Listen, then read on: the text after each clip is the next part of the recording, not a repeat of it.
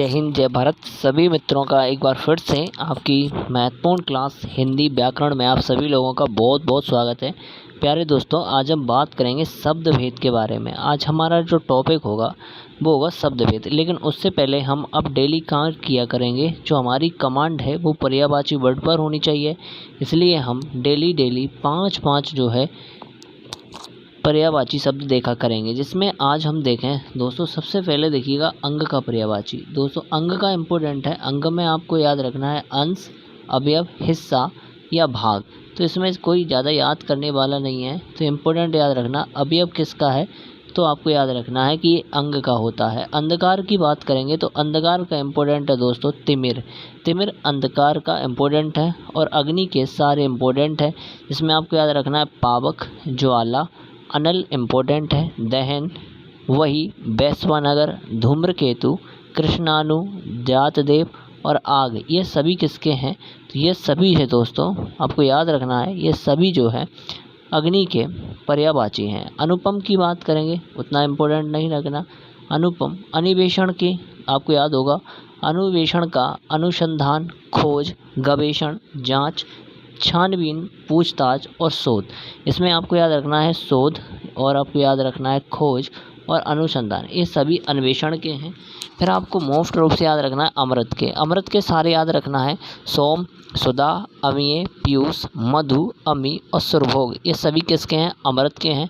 अरण्य इसको बोलते हैं जंगल को, तो जंगल का अरण्य, वन, कानन और अटनी इम्पोर्टेंट है। विपिन, कांतार, ये सभी किसके हैं तो ये सभी जंगल के पर्यायवाची हैं। अश्व की बात करेंगे, जिसे घोड़ा बोलते हैं। घोड़ा का आपको इम्पोर्टेंट याद रखना है तुरंग, ये इम्पोर्टेंट है तुरंग। फिर है आपका इसका घोड़ा, फिर है आपको इम्पोर्टेंट घोटक, फिर है आपको इम्पोर्टेंट है सोदक, सेंदक। तो ये सभी इम्पोर्टेंट है किसके घोड़ा के पर्यायवाची इम्पोर्टेंट है। नेक्स्ट देखिएगा, नेक्स्ट में आपको याद रखना है असुर के। असुर में कौन कौन आता है तो दानव, धनुष और दैत्य आपको याद रखना है। रजनीचर, निशाचर, ये सभी असुर के हैं। फिर बात करेंगे दोस्तों आँख के। आँख के इम्पोर्टेंट है नयन, दृढ़, लोचन, चक्षु इम्पोर्टेंट है, नेत्र और अक्षी, ये सभी आँख के हैं। बात करेंगे आकाश के इम्पोर्टेंट है सारे, तो आकाश के गगन, नभ, अंबर, व्योम इम्पोर्टेंट है ये आकाश का। अंतरिक्ष, अनंत आसमान, शून्य, पुष्कर, अग्र, घों, तारापथ। ये दोस्तों डेली हम 10 से लेकर या ज़्यादातर हम पर्यावरण के पर्यायवाची शब्द देखा करेंगे। पर्यावरण का पर्यायवाची आप कमेंट बॉक्स में छापिएगा क्या होता है, और ऐसे ही हम डेली पहले सेशन में ये किया करेंगे। बाकी हमारी ग्रामर को कंटिन्यू रखेंगे।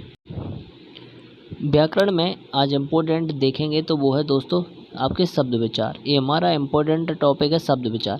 देखिए दोस्तों, शब्द विचार की क्या परिभाषा होती है। एक से अधिक वर्णों के बने सार्थक समूह को हम क्या बोलते हैं शब्द बोलते हैं। शब्द के भेद कई प्रकार से माने गए, जिसमें उत्पत्ति के आधार पर देखेंगे हम, और इसी को स्रोत के आधार पर कहते हैं। रचना के आधार पर देखेंगे, बनावट के आधार पर देखेंगे, प्रयोग के आधार पर देखेंगे, और अर्थ के आधार पर हम जो है शब्दों का वर्गीकरण समझने वाले हैं। सबसे पहले देखें उत्पत्ति के आधार पर वर्ण कितने प्रकार के होते हैं। प्यारे मित्रों, उत्पत्ति के आधार पर वर्ण 4 प्रकार के होते हैं। उत्पत्ति के आधार पर 4 प्रकार के कौन कौन से, तत्सम, तद्भव, देशज और विदेशज। ये चारों शब्द उत्पत्ति के आधार पर होते हैं। सबसे पहले देखें तत्सम शब्द, माने वे शब्द जो मूल रूप से संस्कृत के शब्द होते हैं, उन शब्द को तत्सम शब्द कहते हैं। तत्सम शब्दों की पहचान की कुछ ट्रिक होती है, जो मैं बाद में दिखाऊंगा, आप उसको समझेंगे। जैसे अट्टालिका, अर्पण, आम्र, आम्र का आम बन गया, उष्ट्र का ऊँट बन गया। इस तरह से जो है तत्सम शब्द होते हैं। तत्भव माने तत् माने तत् माने तत्, तत् माने होते हैं संस्कृत, भव माने समान, माने संस्कृत के समान जो हिंदी में आकर नए रूप में प्रचलित हो गए, वे सभी शब्द कैसे होते हैं तद्भव शब्द होते हैं। जैसे चंद्र से चांद बन गया, अग्नि से आग बन गया। इस तरह के जो वर्ण होते हैं वो सभी किसके अंदर आते हैं तद्भव वर्ण के अंदर आते हैं। अब आपको कुछ मैं इसमें लॉजिक बताऊंगा, वो मोस्ट रूप से आप याद रखिएगा, तो आप लोगों को काम में आने वाली है तत्सम और तद्भव को पहचानने के नियम की। देखिए दोस्तों, ज़्यादातर जो तत्सम शब्द होते हैं इनके अंदर रा शब्द मिलेगा। कौन सा शब्द मिलेगा? रा शब्द मिलेगा। और आपको आधे शब्द भी मिलेंगे इसी के अंदर, आधे शब्द भी मिलेंगे। अब याद रखना है इसमें, ये सा भी इसी के अंदर मिलेगा और आपको छा भी इसी के अंदर मिलेगा, त्रा वाले शब्द भी इसी में मिलेंगे और ज्ञा वाले शब्द भी किस में मिलेंगे? इसी में मिलेंगे। ये सभी किसके अंदर आएंगे दोस्तों? ये सभी तत्सम शब्द के अंदर आने वाले शब्द हैं, तत्सम शब्द के अंदर आने वाले शब्द हैं। और दोस्तों ऐसे ही हम समझेंगे तद्भव शब्द में। तद्भव शब्द में चंद्रबिंदु वाले जो शब्द होते हैं वो किसके अंदर आते हैं? तद्भव में आते हैं। ये जो होता है स सीटी वाला, ये किसके अंदर आता है? तत्सम शब्द के अंदर आता है। ज़्यादातर आप इन 3-4 से भी आपके इम्पोर्टेंट क्वेश्चन सॉल्व हो सकते हैं। बाकी आप बहुत सारे हैं, कहाँ तक याद रख पाओगे? तो और भी मैं शानदार ट्रिक इसकी छोटी शॉर्ट वीडियो के फॉर्मेट में अपलोड करूँगा, तो आप उसको देख लेना, काम में आएगी। तीसरा है हमारे पास दोस्तों देशज शब्द। कौन सा है दोस्तों? देशज शब्द। कौन सा है? देशज शब्द। देशज शब्द वे शब्द होते हैं दोस्तों जो अपने देसी यानी कि क्षेत्रीय भाषा से उत्पन्न होते हैं। उन सभी को हम क्या कहते हैं? देसी शब्द कहते हैं। जैसे आपने सुना होगा लोटा शब्द। कौन सा? लोटा शब्द। और बहुत सारे शब्द होते हैं, इनको देशज शब्द कहते हैं, जो हमारे क्षेत्रीय भाषा से ही उत्पन्न होते हैं। चौथा है आपके पास विदेशज शब्द। विदेशज शब्द माने होता है दोस्तों वे शब्द जो प्राय भारतीय भाषा को छोड़कर अन्य देश से आए हुए होते हैं। उन सभी वर्णों को हम क्या बोलते हैं दोस्तों? विदेशज बोलते हैं। ये किसी भी देश, अन्य देश से आ सकते हैं। तो आपको ज़्यादातर जो शब्द दिखते हैं वो सभी कैसे शब्द दिखते हैं? वो भी को विदेशज शब्द नज़र आते हैं। एक बार पूछा गया दोस्तों, एक याद रखना है काजू वर्ड, कारतूस वर्ड, ये दोनों इम्पोर्टेंट हैं। ये दोनों ही दोस्तों फ्रांस के वर्ड है। कहाँ से हैं दोस्तों? फ्रांस के वर्ड है। तो फ्रांस में आपको 2 चीज़ें याद रखना है फ्रांस के वर्ड में। एक तो आपको काजू वर्ड याद रखना है, काजू वर्ड, और एक आपको याद रखना है कारतूस। ये इम्पोर्टेंट है, पूछा गया शब्द है कारतूस। और आपसे इसमें भी कुछ पूछे गए हैं, वो मैं आपको इम्पोर्टेंट बता देता हूँ। जैसे आपको मोस्ट रूप से इसमें याद रखना है, इसमें और कौन सा आपके काम का वर्ड है? देखिए दोस्तों, एक कैंची वर्ड, कैंची वर्ड पूछा गया। कैंची वर्ड तुर्की का है, तो एक कैंची वर्ड आपको याद रखना है कि यह तुर्की भाषा का शब्द होता है। एक पूछा गया दोस्तों, बाकी इतने ज़्यादा पूछे नहीं जाते हैं, तो आपको उतने याद रखने नहीं हैं, ठीक है। और रिक्शा शब्द भी पूछा गया एक बार। तो जो रिक्शा शब्द जो होता है दोस्तों, रिक्शा शब्द वो जापानी शब्द है। कौन सा शब्द है? जापानी शब्द है। और हमारी दृष्टिकोण से ये एक अलग से है, इसको मोस्ट रूप से आपको याद रखना है, और वो है संकर शब्द। संकर शब्द कौन से शब्द होते हैं दोस्तों? हिंदी में वे शब्द जो अन्य अलग अलग भाषाओं से मिलकर बने होते हैं, उनको संकर शब्द कहते हैं। जैसे आप ध्यान से देखिए दोस्तों, रेल और मैंने लिख दिया गाड़ी, ये इम्पोर्टेंट है। जैसे मैंने लिखा रेलगाड़ी, तो ये दोनों ही शब्द अलग अलग भाषा के हैं। जैसे जो रेल शब्द है वो हिंदी का शब्द है, और गाड़ी जो शब्द है वो इंग्लिश का है। तो ये अन्य 2 देशों की भाषाओं से मिलकर बनते हैं, इन्हीं को हम बोलते हैं संकर शब्द। संकर शब्द में जैसे देखें अग्निबोट, अग्नि संस्कृत का शब्द है, बोट जो है अंग्रेजी भाषा का शब्द है। टिकट घर, टिकट अंग्रेजी का शब्द है, घर घर का है, तो हिंदी का वर्ड है। इस तरह के जो शब्द होते हैं वे सभी संकर शब्द के अंतर आते हैं। अब देखिएगा दोस्तों, रचना के आधार पर शब्द कितने प्रकार के होते हैं? इम्पोर्टेंट है दोस्तों। तो रचना के आधार पर शब्द जो होते हैं दोस्तों 3 प्रकार के होते हैं। कितने प्रकार के होते हैं? 3 प्रकार के होते हैं। कौन कौन से होते हैं आपको याद रखना है? वो तो आपको याद रखना है ऋण, यौगिक और युग ऋण। अब इम्पोर्टेंट है, ऋण शब्द क्या होते हैं? आपको इतना ज़्यादा याद नहीं रहा। ऋण शब्द वे शब्द होते हैं जिनके टुकड़े अथवा खंड नहीं हो सकते, उनको कौन से शब्द कहते हैं? ऋण शब्द कहते हैं। जैसे आप देखिएगा दोस्तों, आप देखिएगा दूध, दूध शब्द को आप तोड़ सकते हैं क्या? ऐसे लिख पाओगे दू प्लस धा? नहीं दोस्तों, इनका कोई अर्थ नहीं निकाल पाओगे अलग अलग शब्दों का। इनको हम ऋण शब्द के अंदर रखते हैं। किन से? ऋण शब्द के अंतर रखते हैं।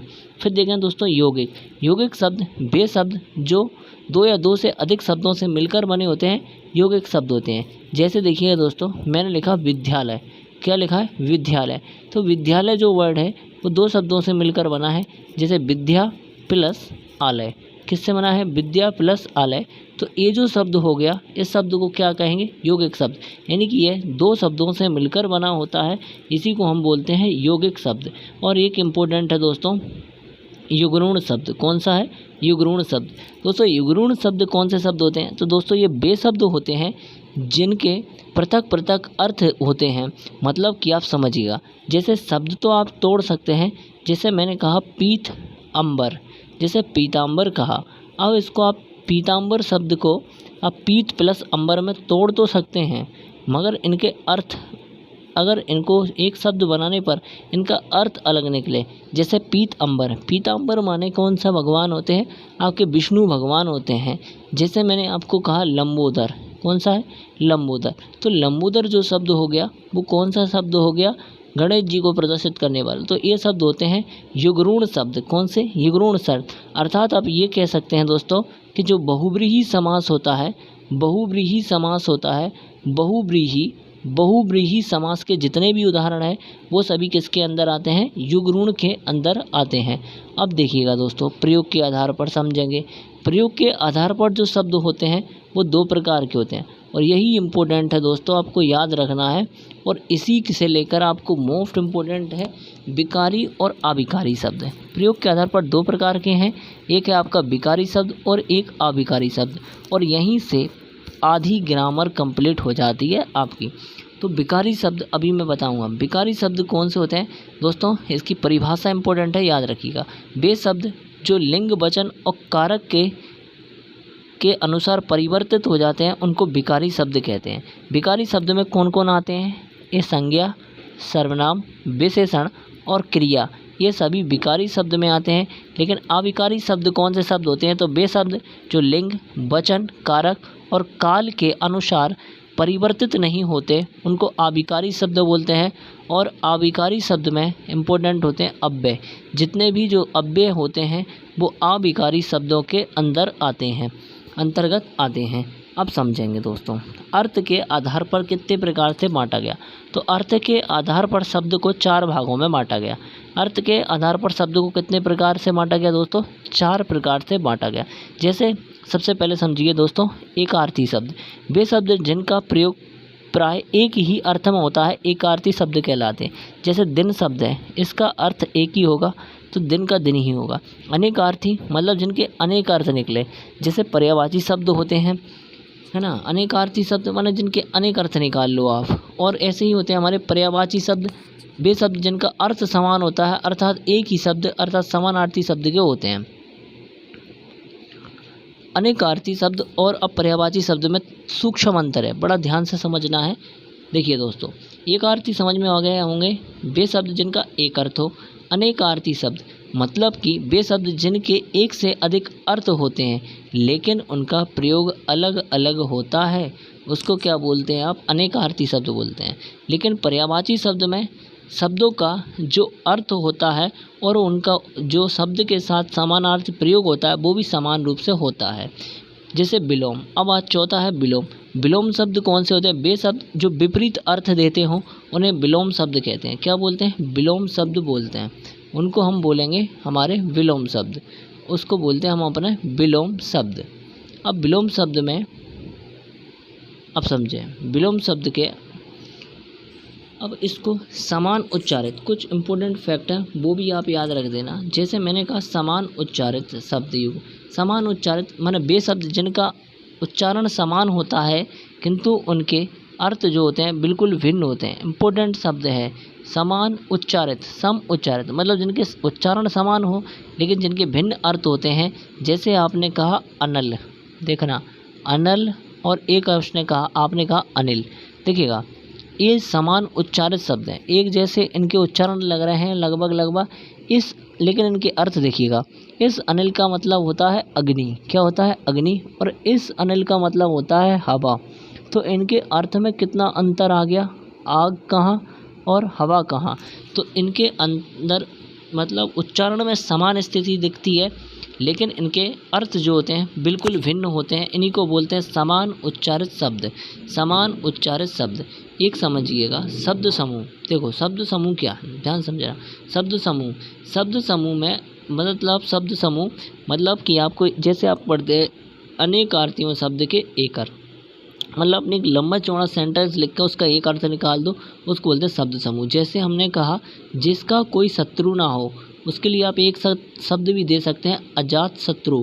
इसी शब्द को हम शब्द समूह कहते हैं। एक होते हैं समानार्थक प्रतीक भिन्न आत्मक शब्द, इसको ध्यान सुनना। समान अर्थक माने अर्थ में कैसे हैं, यह समान है।